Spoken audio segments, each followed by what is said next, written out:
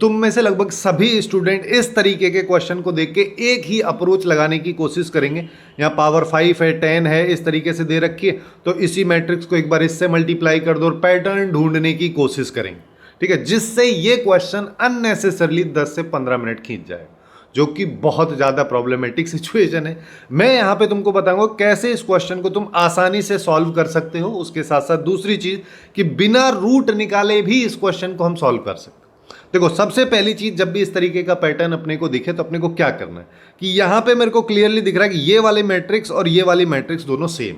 ठीक है, ये डबल है पावर में, जिसका मतलब अगर मैं एक बार इसको इससे मल्टीप्लाई करके देख लूं और एक बार इसको इससे मल्टीप्लाई करके देख लूं तो क्या कुछ पैटर्न बन रहा है क्या। तो ये चीज अगर अपन देखें तो पहले इसको अगर मैं सिंप्लीफाई करता हूं तो मेरे पास में यहां पे आ जाएगा, ये हो जाएगा 1, अगले वाला हो जाएगा 0, ये हो जाएगा 0, ये हो गया 1। बेसिकली आइडेंटिटी मैट्रिक्स आ गया। ऐसे ही इसको अगर मैं सिंप्लीफाई करूंगा तो अब अपने पास में यहां पे क्या आ जाएगा, ये हो जाएगा 1, ये हो गया 0, ये हो गया 0, ये हो गया 1। बेसिकली ये भी आइडेंटिटी मैट्रिक्स है। तो यहां से हमको क्या पता चल रहा है कि इनका मल्टीप्लीकेशन आइडेंटिटी मैट्रिक्स होगा, जिसका सिंपल सा मीनिंग ये है कि अगर मैं पहले वाली को A बोल देता हूं, दूसरे वाली को B बोल देता हूं, इसको ऐसे लिख सकते हैं।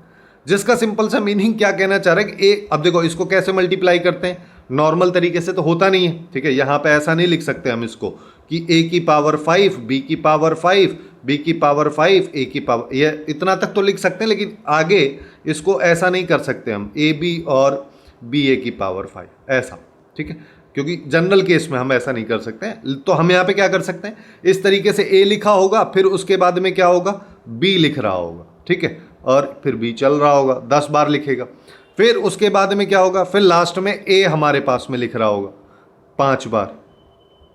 ये अपने पास में सिनेरियो होगा। अब अपने को क्या करना है, अब देखो हमको क्या पता है कि a और b को जैसे ही मल्टीप्लाई किया i आया। अब किसी भी मैट्रिक्स को i से मल्टीप्लाई करने पे कोई फर्क नहीं पड़ता है। तो i को b से मल्टीप्लाई किया तो b ही रहा वो। अब b को फिर से a से मल्टीप्लाई किया तो फिर से i हो गया, फिर i को b से किया तो वो b ही रहा, फिर a से किया तो ये फिर i हो गया। बेसिकली सबका मल्टीप्लिकेशन का आउटपुट i आ रहा है। ऐसे ही सेम सिनेरियो यहां पे होगा, क्योंकि यहां पे अपन ने इसका उल्टा मल्टीप्लिकेशन भी देखा, वो भी आइडेंटिटी मैट्रिक्स के बराबर ही आ रहा है, तो ये भी i हो जाएगा। अब i को a से मल्टीप्लाई किया तो a ही रहने वाला है, फिर से b और a को किया, इस तरीके से ये हर बार i आएगा।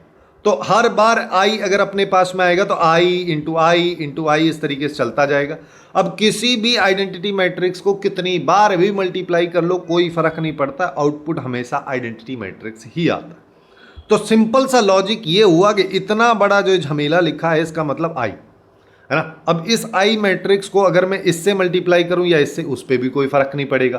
तो एक्चुअल में हमारे पास में केवल 2 मैट्रिसेस है, एक ये है, एक ये, बाकी तो सभी बेवकूफ बनाने के लिए दे रखा है। जिसका सिंपल सा मीनिंग है अगर मैं इसको इससे मल्टीप्लाई करूं तो यहां पे 2 एलिमेंट है, 2 एलिमेंट यहां पे, तो मल्टीप्लाई करेंगे तो क्या आ जाएगा, पहले 1 जो है ऊपर वाले से मल्टीप्लाई हो जाएगा तो ये आ गया। अब 25 को मल्टीप्लाई कर दो तो 25x प्लस 50, ये केवल एक सिंगल एलिमेंट आएगा जो इसके इक्वल आएगा। जब 2 मैट्रिसेस बराबर हैं तो दोनों के एलिमेंट बराबर होंगे, तो इन दोनों को बराबर कर दो। जैसे ही बराबर करोगे तो अपने पास आएगी इक्वेशन, ये 20x हो गया, 70 में से 40 गया तो ये 30 बच गए। ये बेसिकली मेरे पास में क्वाड्रेटिक इक्वेशन है। इस क्वाड्रेटिक इक्वेशन के जिसके क्वेश्चन में 2 रूट्स इसने अल्फा और बीटा दे रखे हैं, तो मैं इसको ऐसे भी तो लिख सकता हूं, अगर कोई क्वाड्रेटिक इक्वेशन के 2 रूट अल्फा और बीटा है तो ये। ठीक है, टेक्निकली लैम्बडा आगे होता है, बट अपने को पता है यहाँ एक्स स्क्वायर का कोफिशिएंट 1 है, तो लैम्बडा का कोई मतलब ही नहीं, ये अपने पास में आ गया। अब ये क्या है, ये उस क्वाड्रेटिक का एक्सप्रेशन है। अब क्वेश्चन में आउटपुट देखो क्या पूछ रहा है, ये पूछ रहा है, जिसका मतलब अगर मैं इस क्वाड्रेटिक को ये लिख सकता हूं तो ये कहना चाह रहा है कि x इक्वल टू 1 पुट करके जो इस क्वाड्रेटिक एक्सप्रेशन का आउटपुट आ रहा है वो बता दो मेरे को। तो मैं यहां पे क्या करूं, x इक्वल टू 1 पुट कर देता हूं। किस में करूंगा, इस वाले में।